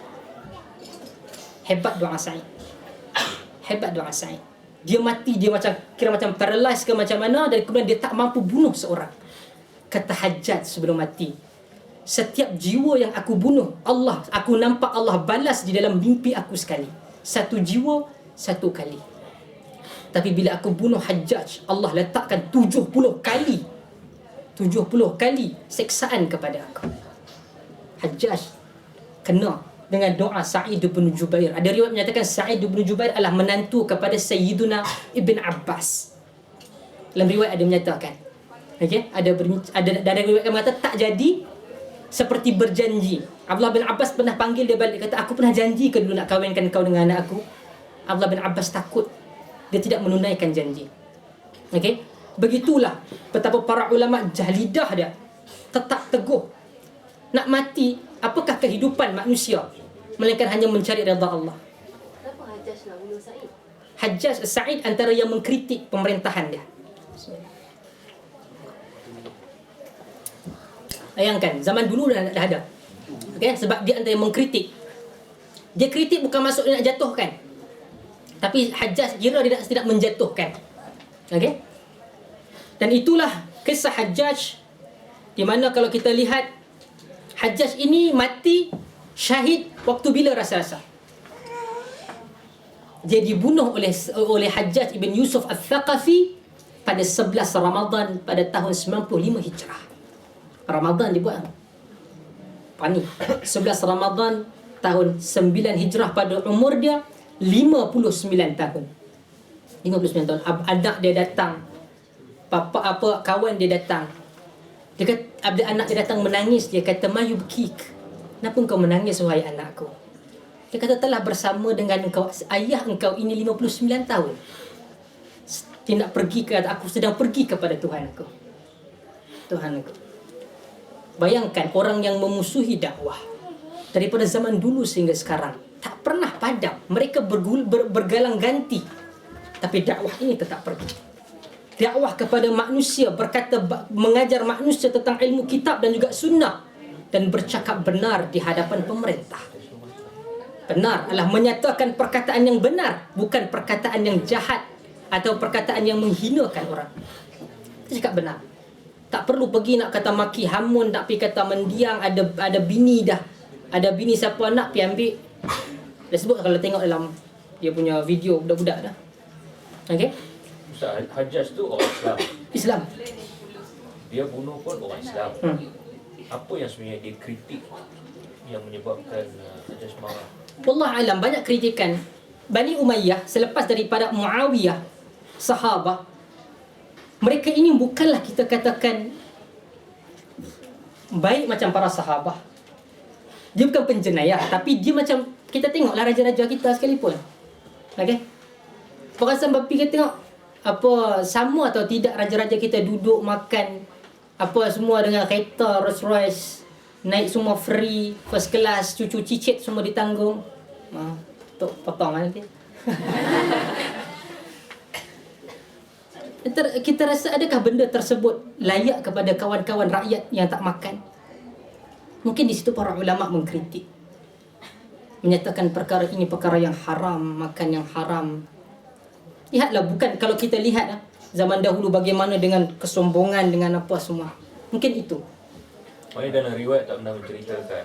Ada, tapi saya tidak secara pasti. Just mungkin nak tambah poin kot.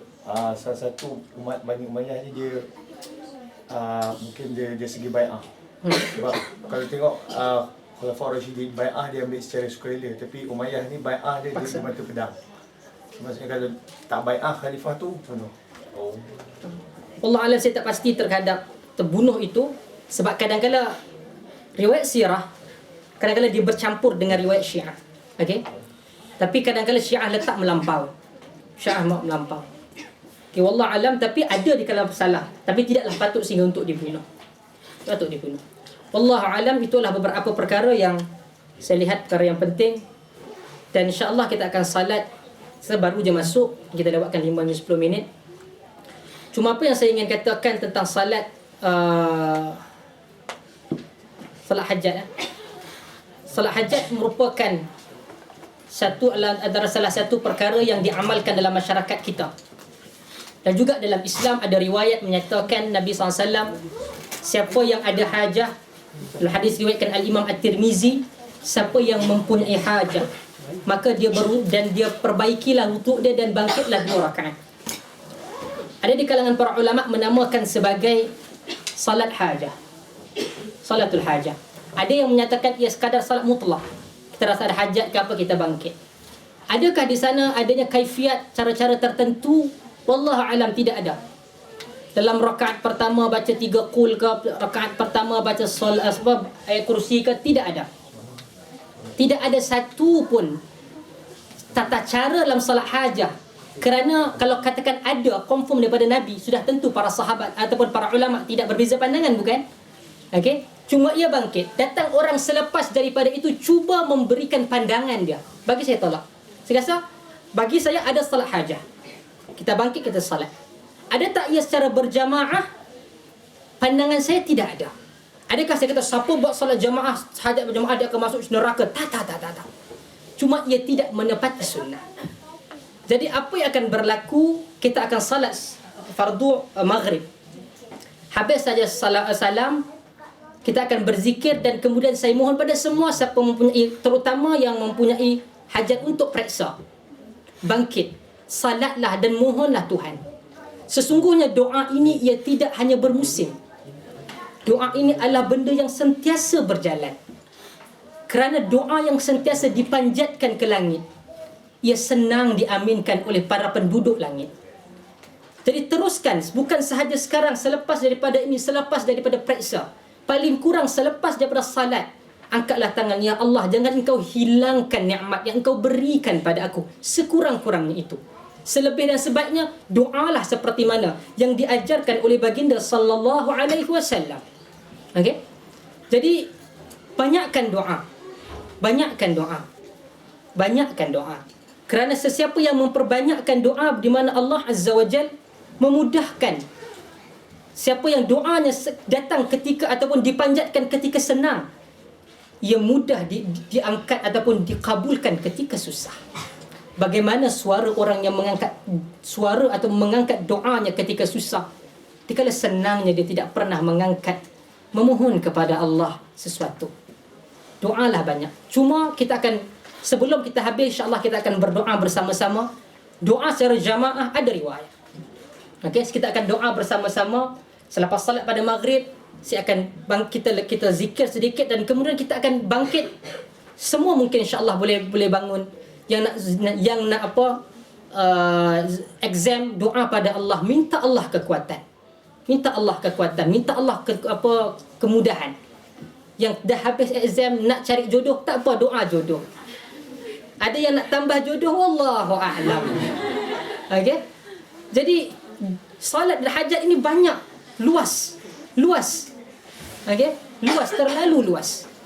Jadi InsyaAllah kita akhiri. Mungkin dah ada tadi sesi beberapa soal jawab. Untuk yang secara rasmi kita tangguhkan insyaAllah pada kuliah akan datang. Doa dan kita berdoa kepada Allah Azza wa Jal. Al-Fatihah.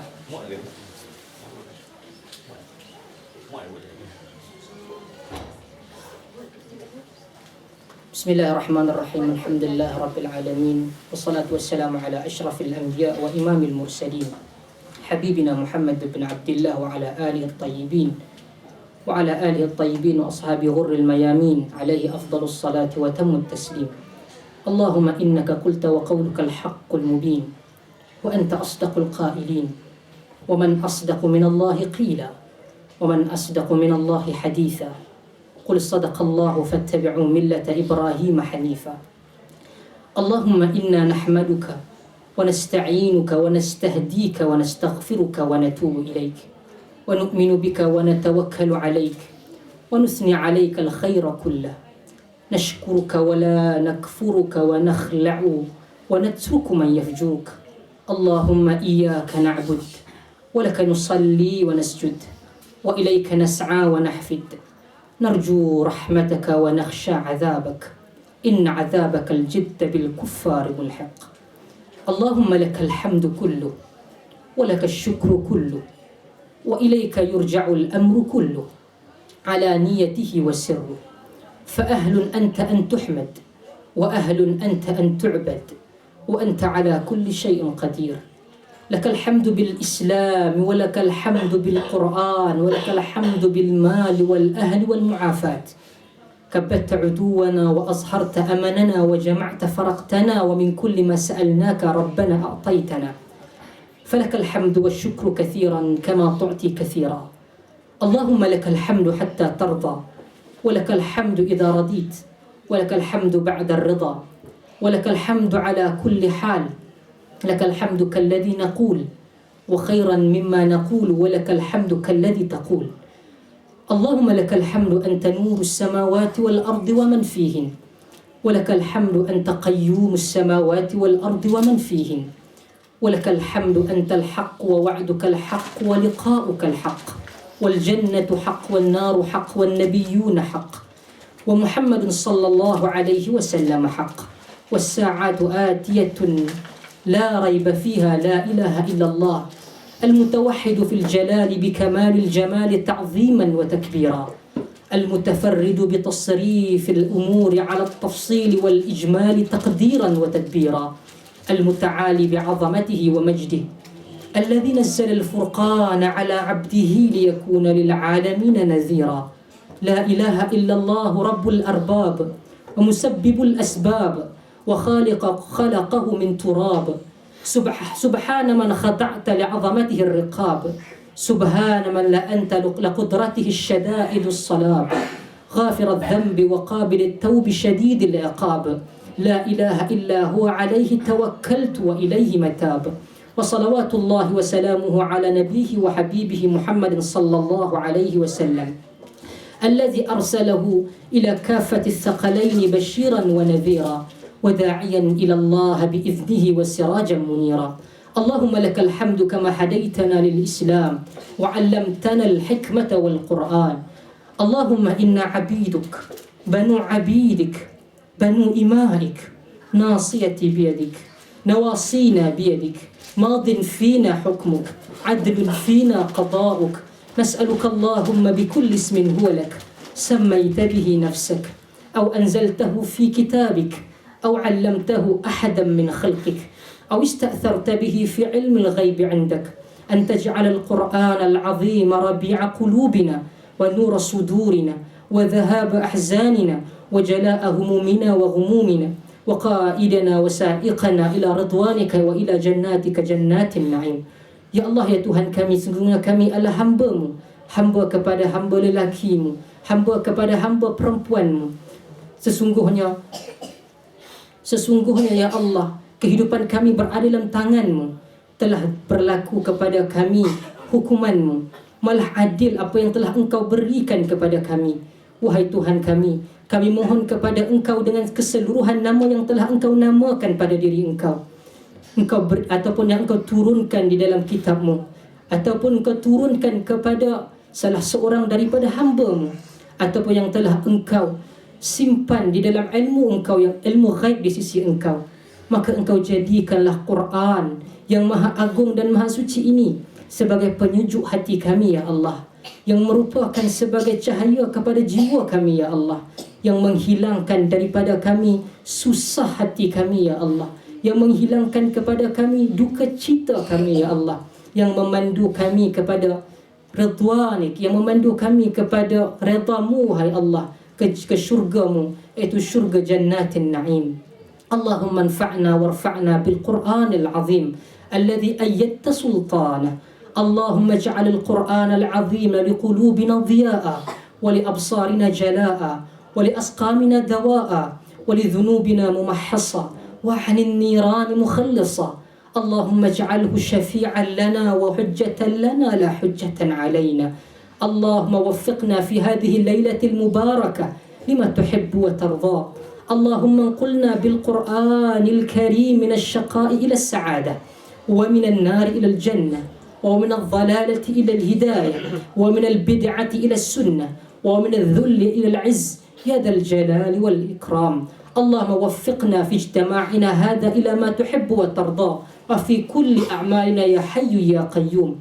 Allahumma la taj'al lana fi maqamina hadha dhanban illa ghafartah wa la hamman illa farajtah wa la karban illa naffastah wa la daynan illa qadaytah wa la maridan illa shafaytah wa la mayyitan illa rahimtah wa la mazluman illa nasartah wa la zaliman illa qasamtah wa la hasiran illa yassartah wa la hasiran illa yassartah wa la asiran illa yassartah ولا حاجة من حوائج الدنيا والآخرة هي لك رضا ولنا فيها صلاح إلا أعنتنا على قضائها ويسرتها برحمتك يا أرحم الراحمين.